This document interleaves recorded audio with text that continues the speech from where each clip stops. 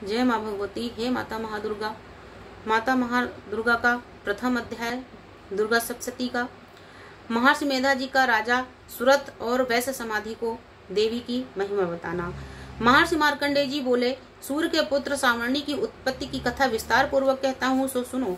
सावर्णी महामाया की कृपा से जिस प्रकार मनवंतर के स्वामी हुए उसका प्रसंग भी सुनो। पहले सुरोचिस नामक मनवंतर में चैत्रवंशी सुरत नाम के राजा राज्य करते थे। सारी पृथ्वी पर उनका अधिकार था। वे प्रजा को अपने पुत्र के समान मानते थे। फिर भी कोला विध्वंसी राजा उनके शत्रु बन गए। दुष्टों को दंड देने वाले राजा सूरत उनके साथ उनकी लड़ाई हुई। कोला विध्वंसियों के संख्या में कम होने पर भी राजा सूरत उनसे युद्ध में हार गए। तब वे अपने नगर को लौट आए। केवल अपने ही देश का राज्य उनके पास रह गया और उसी देश के राजा होकर वो राज्य करने लगे। किंतु उनके शत्रुओं ने वहां पर भी उन पर आक्रमण कर दिया। राजा को बलहीन देखकर उनके दुष्ट मंत्रियों ने राजा की सेना और खजाना को अपने अधिकार में कर लिया। राजा सूरत अपने राज अधिकार को हार कर शिकार खेलने के बहाने घोड़े पर सवार होकर वहां से एक घने जंगल की ओर चले गए। उस जंगल में उन्होंने महर्षि मेधा के आश्रम को देखा।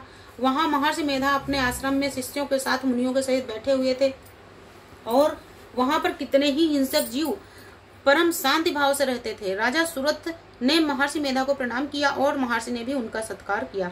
राजा सूरत महर्षि के आश्रम में कुछ समय तक ठहरे। अपने नगर की ममता के आकर्षण से राजा अपने मन में सोचने लगे कि पूर्व काल में पूर्वजों ने जिस नगर का पालन किया था वो आज मेरे हाथ से निकल गया है। मेरे दुष्ट एवं दुरात्मा मंत्री मेरे नगर की अब धर्मपूर्वक रक्षा करते भी होंगे या नहीं। मेरा प्रधान हाथी जो सदा मद की वर्षा करता था और सूरवीर था, मेरे शत्रुओं के वश में होकर न जाने वो क्या क्या दुख भोग रहा होगा। मेरे आज्ञाकारी नौकर भी जो मेरी कृपा से धन और भोजन पाकर सदैव सुखी रहते थे, मेरे पीछे पीछे चलते थे, वे अब निश्चय ही दुष्ट राजाओं का अनुसरण करते होंगे। मेरे दुष्ट मंत्रियों द्वारा व्यर्थ ही धन को व्यय करने से मेरा संचित किया हुआ खजाना एक दिन अवश्य खाली हो जाएगा। इस प्रकार की बहुत सी बातें सोचता हुआ राजा निरंतर दुखी रहने लगा। एक दिन राजा सूरत ने महर्षि मेधा के आश्रम के निकट एक वैश्य को देखा। राजा ने उससे पूछा, भाई तुम कौन हो और तुम्हारे यहाँ आने का कारण क्या है, और तुम शोकग्रस्त और अनमने से क्यों दिखाई देते हो, इसका क्या कारण है। राजा का यह नम्र वचन सुनकर वैश्य ने महाराज सूरत को प्रणाम किया और बोला, राजन मेरा नाम समाधि है और मैं धनियों के कुल में उत्पन्न एक वैश्य हूँ। मेरे दुष्ट स्त्री पुत्रादिकों ने लोभ के कारण मेरा धन छीनकर मुझे घर से निकाल दिया है। मैं इस तरह से दुखी होकर इस वन में चला आया हूँ और यहाँ रहकर मैं इस बात को भी नहीं जानता कि मेरे पुत्र, स्त्री और स्वजन कुशल है या नहीं। मैं अपने पुत्रों के बारे में भी नहीं जानता कि वे सदाचारी हैं अथवा दुराचार में फंसे हुए हैं। राजा बोले, धन के लोभी स्त्री पुत्रों द्वारा तुम्हें घर से निकाल दिए जाने पर भी तुम्हारा चित्त उनसे प्रेम क्यों करता है। वैश्य ने कहा, मेरे विषय में ऐसा कहना बिल्कुल ठीक है, किंतु मेरा मन इतना कठोर नहीं है। यद्यपि उन्होंने धन के लोभ में पड़कर मुझे घर से निकाल दिया है, फिर भी मेरे मन में उनके लिए कठोरता नहीं आती। हे महामते, मेरा मन फिर भी उनमें क्यों फंस रहा है, इस बात को जानता हुआ भी मैं नहीं जान पा रहा हूँ। मेरा मन उनके लिए बहुत दुखी है। उन लोगों में प्रेम नाम मात्र को भी नहीं है, फिर भी ऐसे स्नेहियों के लिए भी मेरा हृदय इतना कठोर नहीं होता।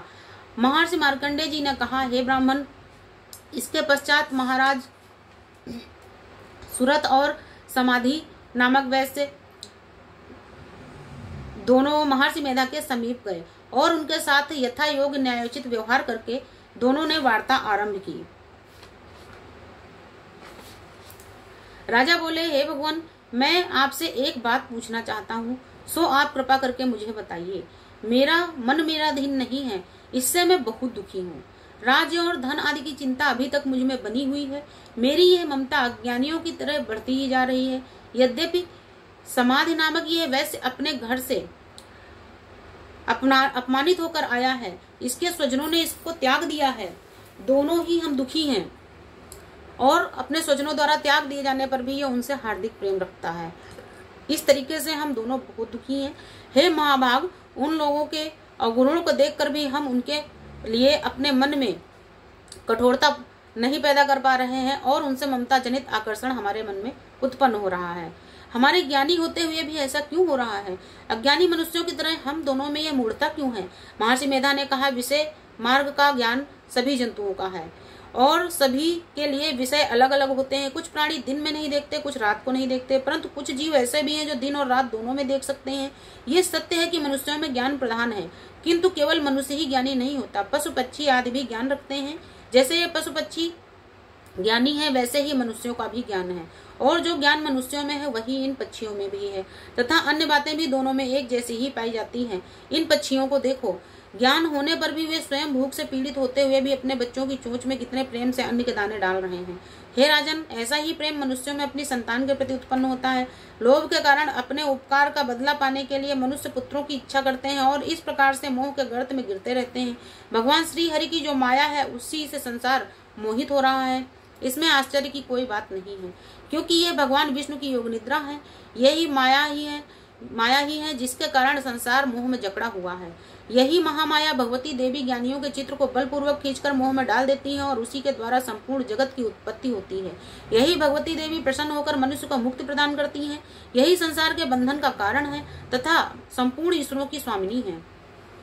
राजा सुरत ने पूछा, भगवान वे देवी कौन सी हैं जिनको आप महामाया कहते हैं? हे ब्राह्मण, वे कैसे उत्पन्न हुई, उनका कार्य क्या है, उनके चरित्र कौन कौन से हैं? हे प्रभु, उनका जैसा प्रभाव हो, जैसा स्वरूप हो, वो सब कुछ कृपा करके कहिए, मैं आपसे सुनना चाहता हूँ। महर्षि मेधा बोले, हे राजन, वे देवी तो नित्य स्वरूपा हैं और वो सब उन्हीं के द्वारा संसार रचा गया है।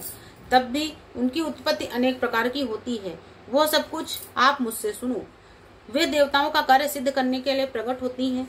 वो उस समय उत्पन्न हुई कहलाती हैं।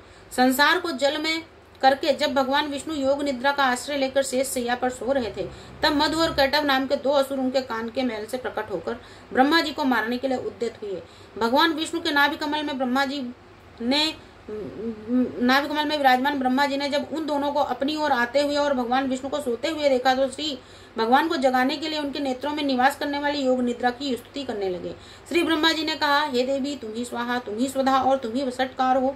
स्वर भी तुम्हारा ही स्वरूप है। तुम ही जीवन देने वाली सुधा हो। नित्य, अक्षर, प्रणव, अकार, उकार, मकार, इन तीनों मात्राओं के रूप में तुम ही स्थित हो। इनके अतिरिक्त जो बिंदु स्वरूपा अर्धमात्रा है, जिसका कि विशेष रूप से उच्चारण नहीं किया जाता, हे देवी, वो भी तुम ही हो। हे देवी, संध्या, सावित्री तथा परम जननी तुम ही हो। तुम ही इस जगत का पालन करती हो और तुम ही कल्प के अंत में सबका भक्षण करती हो। हे देवी, जगत की उत्पत्ति के समय तुम ही सृष्टि रूपा हो, पालन काल में स्थित रूपा हो और कल्प के अंत में संहार रूप धारण कर लेती हो। तुम ही महाविद्या, महामाया, महामेधा, महास्मृति, महामोह रूपा महादेवी तथा महासुरी हो। भयंकर काल रात्रि, महारात्रि और मोहरात्रि भी तुम ही हो। हे ईश्वरी, श्री ईश्वरी और बोध स्वरूपा बुद्धि भी तुम ही हो। लज्जा, पुष्ट, तुष्ट, शांति, क्षमा भी तुम ही हो। तुम खड्गधारणी, शूलधारणी, घोर रूपा तथा गदा, चक्र, शंख और धनुष धारण करने वाली हो। बाण, भुसुंडी और परिघ ये तुम्हारे ही अस्त्र हैं। तुम सौम्य और सौम्यतर हो। इतना ही नहीं, जितनी भी सौम्य तथा सुंदर वस्तुएं इस संसार में हैं, उन सबसे बढ़कर तुम सुंदर हो। पर और अपर सबसे परे रहने वाली परमेश्वरी तुम ही हो। हे सर्वस्वरूपे देवी, जो भी सत असत पदार्थ हैं और उनमें जो शक्ति है वो तुम ही हो। ऐसी अवस्था में भला तुम्हारी स्तुति क्या हो सकती है? इस संसार की सृष्टि, पालन और संहार करने वाले जो भगवान हैं, उनको भी जब तुमने योग निद्रा के वशीभूत कर दिया है, तो फिर तुम्हारी स्तुति कौन कर सकता है? मुझे भगवान विष्णु तथा भगवान शंकर को शरीर धारण कराने वाली तुम ही हो। तुम्हारी स्तुति करने की शक्ति किसमें है? हे देवी, तुम तो अपने इन उदार प्रभावों से ही प्रशंसित हो। मधु और कैटव जो भयंकर असुर हैं, इनको मोह में डाल दो और श्री हरि भगवान विष्णु को जल्दी से जगा दो तथा उनमें इनको मार डालने की बुद्धि भी उत्पन्न कर दो। महर्षि मेधा बोले, हे राजन, इस प्रकार जब ब्रह्मा जी ने देवी से इस प्रकार स्तुति करके भगवान को जगाने तथा मधु और कैटव को मारने के लिए कहा, तो वे भगवान श्री विष्णु के नेत्र, मुख, नासिका, बाहु, हृदय और वक्षस्थल से निकलकर ब्रह्मा जी के सामने खड़ी हो गई। उनके ऐसा करते ही भगवान श्री हरि तुरंत जाग उठे। उन्होंने दोनों असुरों को देखा जो अत्यंत बलवान तथा पराक्रमी थे और क्रोध से जिनके नेत्र लाल हो रहे थे और जो ब्रह्मा जी का वध करने के लिए उद्यत हो रहे थे। तब क्रुद्ध होकर उन दोनों दुरात्मा असुरों के साथ भगवान श्री हरि पूरे 5000 वर्षों तक लड़ते रहे। एक तो वे अत्यंत बलवान तथा पराक्रमी थे, दूसरे महामाया ने भी उन्हें मुंह में डाल रखा था। अतः भगवान विष्णु से कहने लगे कि हम दोनों तुम्हारी वीरता से अत्यंत प्रसन्न हैं, तुम हमसे कोई वर मांग लो। भगवान ने कहा, यदि तुम मुझ पर प्रसन्न हो तो अब तुम मेरे हाथों से मारे जाओ, बस इतना सा ही वर मैं तुमसे मांगता हूँ। महर्षि मेधा बोले, इस प्रकार जब वे धोखे में आ गए और अपने चारों ओर उन्होंने जल ही जल देखा, तो भगवान श्री हरि से बोले, जहाँ पर जल न हो, सूखी जमीन हो, उसी जगह हमारा वध कीजिए। महर्षि मेधा कहते हैं, तथास्तु कहकर भगवान श्री हरि ने उन दोनों को अपनी जंघा पर लिटाकर उनके दोनों के सिर काट दिए। इस तरह से यह देवी श्री ब्रह्मा जी के स्तुति करने पर प्रकट हुई थी। और अब तुम उनके प्रभाव का वर्णन करता हूँ, उसको और सुनो, जो कि दूसरे अध्याय में है। बोलो माता दुर्गा मैया की जय।